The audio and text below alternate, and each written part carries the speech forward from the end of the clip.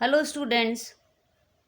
आज हम संस्कृत के अपठित गद्यांश जो आपके ऐसे 2 में आने वाले हैं 6 to 10 उनके बारे में डिस्कस करेंगे बच्चों।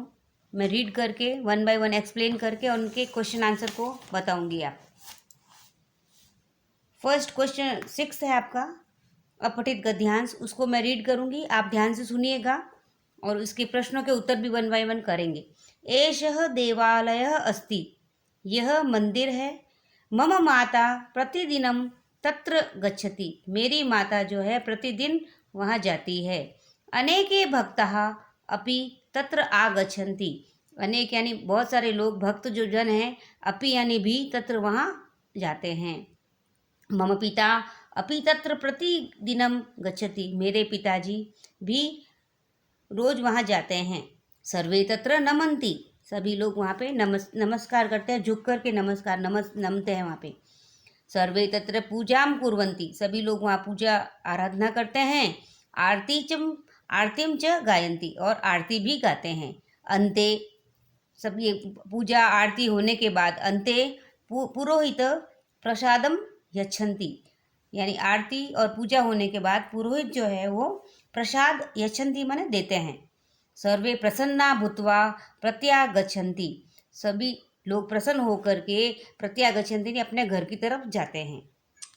एक पदेन उत्तरत एष क अस्ति, तो आपको कुछ इसी पैराग्राफ के अंदर ही आपको इसको आंसर मिलेगा।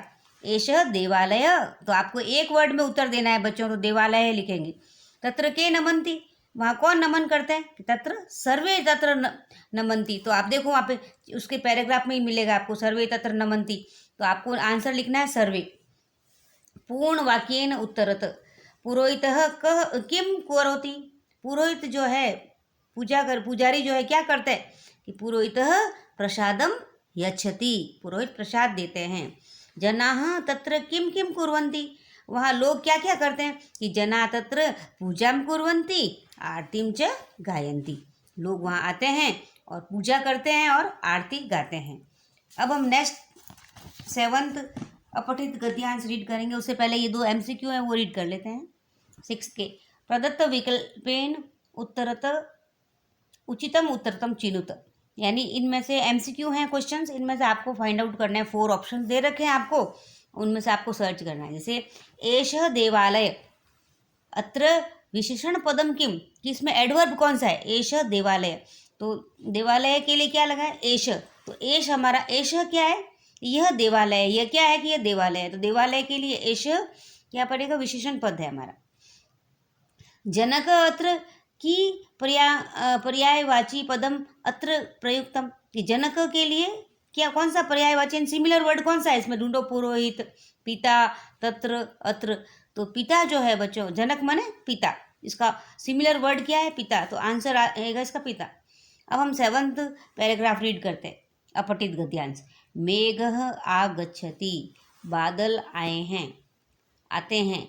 मेघात वर्षा भवति, बादलों से वर्षा होती है। जलम पतति, पानी गिरता है, नीचे बूंदें गिरती है ना, पानी, पतति माने गिरना। सर्वत्र जलमयम वातावरणम भवति, सभी जगह पानी से भरा हुआ वातावरण हो जाता है। जना प्रसन्नाः भवन्ति, लोग जो है खुश होते हैं। खगा कुजन्ति, खगा यानी पक्षी जो है वो गुंजन करते हैं। मयूरा नृत्यन्ति, मोर नाचते हैं। वृक्षेषु नव अंकुरा आगच्छन्ति, वृक्षों पर नई कौपलें आ जाती है। मंडूकाः टरटर इति ध्वनिम कुर्वन्ति, मंडूका माने मेंढक, टरटर की ध्वनि करते हैं। कृषकाः अतीव प्रसन्ना भवन्ति, कृषक यानी किसान जो है बारिश की वजह से बहुत ही खुश होते हैं। अब आते हैं हम प्रश्न उत्तर की तरफ। एक पदेन उत्तरत वर्षा कस्मात् भवति, वर्षा कैसे होती है? ये वर्षा बादलों से होती है ना बच्चों, तो आंसर क्या आएगा? मेघात। के नृत्यंती, तो देखो इसी में आंसर मिलेगा आपको। मयूरा नृत्यंती, तो आंसर क्या है? मयूरा।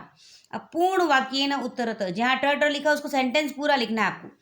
तो टर इति ध्वनि के कुर्वन्ति, तो आपको ये लिखना पड़ेगा पूरा। मंडूकाः टर ध्वनि इति ध्वनि कुर्वन्ति, मंडूका यानी मेंढक टर की ध्वनि करते हैं।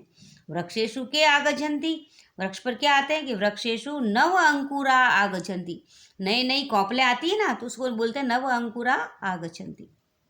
अब एमसीक्यू करते हैं हम। जना प्रसन्ना अत्र विशेषण पदम किम अस्ति, कि जना माने लोग प्रसन्न होते हैं, तो जना का विशेषण लगा है ना प्रसन्ना, तो आंसर क्या आएगा बच्चों इसमें प्रसन्ना। आगच्छति इति अस्य पदस्य मूल धातु का, ये वर्ब है, धातु माने वर्ब, तो आगच्छन्ति का मूल धातु क्या होगा गम, तो आंसर इसका क। अब हम पढ़ते हैं अपठित गद्यांश 8। एतद उद्यानम अस्ति, यह उद्यान है, उद्यान यानी बगीचा है।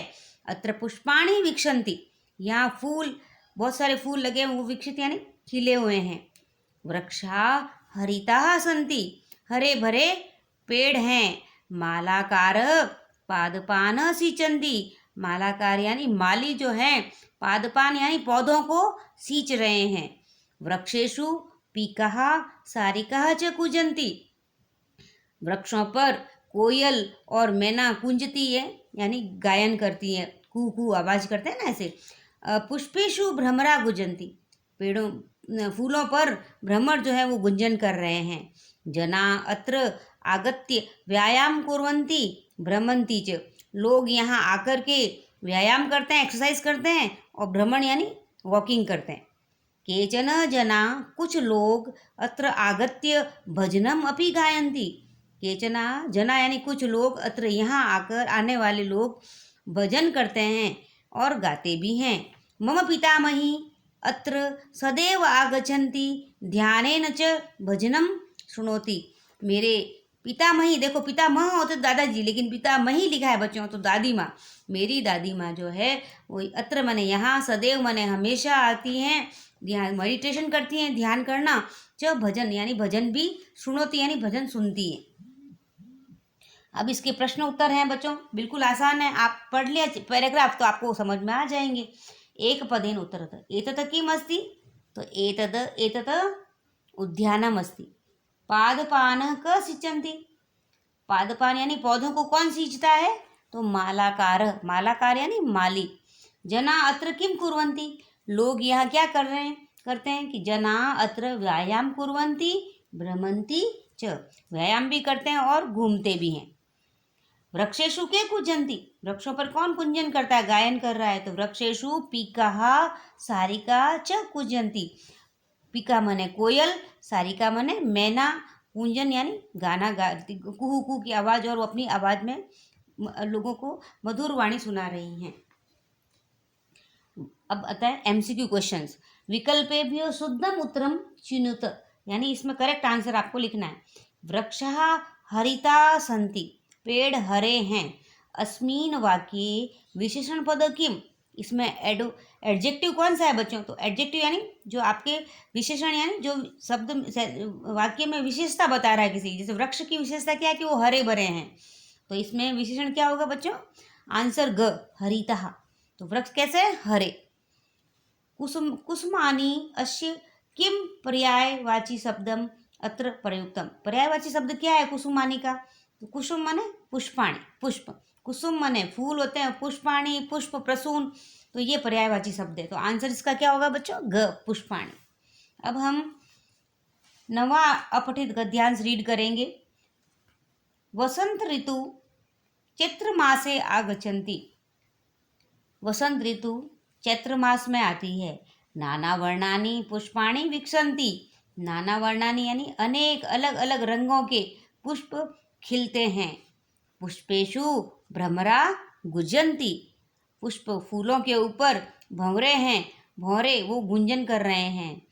वृक्षेषु खगा कूजन्ति, वृक्षों पर पक्षी जो है वो कुंजन कर रहे हैं, चहका चह चह कर रहे हैं यानी आवाज़ कर रहे हैं अपनी।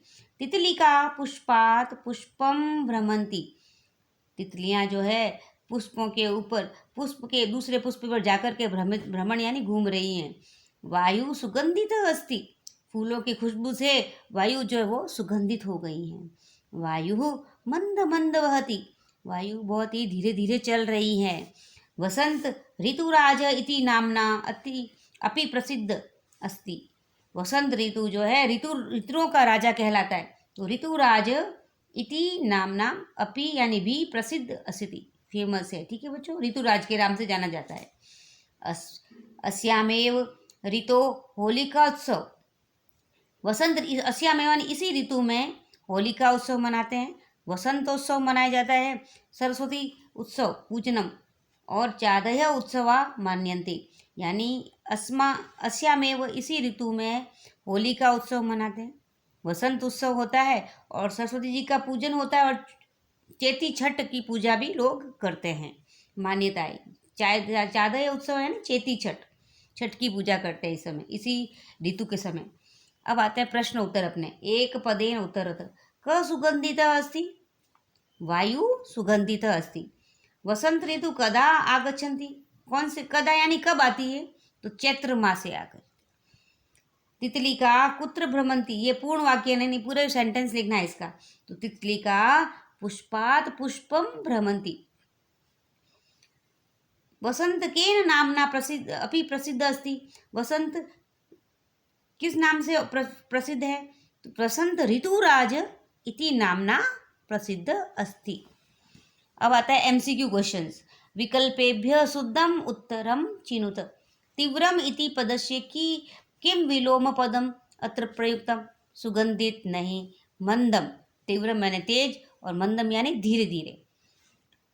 सेकंड क्वेश्चन, खगा इति पदस्य क्रियापदम अत्र किम, खगा क्या करते, खगा कूजंती, तो खगा के लिए क्या लिया हमने क्रियापद, क्या है, कूजंती, कुंजन कर रहे हैं, गायन कर रहे हैं, तो इसका आंसर होगा ग कूजंती।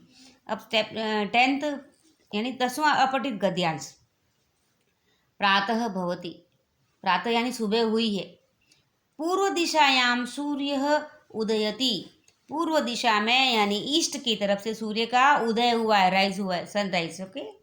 जना सह्याम त्यक्त्वा उत्तिष्ठन्ति, देखो उत्तिष्ठन्ति माने सैया ने नींद, बेड को छोड़कर, त्याग माने त्याग करना, त्यक्त्वा यानी छोड़ करके, तिष्ठिता माने बैठ जाते हैं, उठते हैं।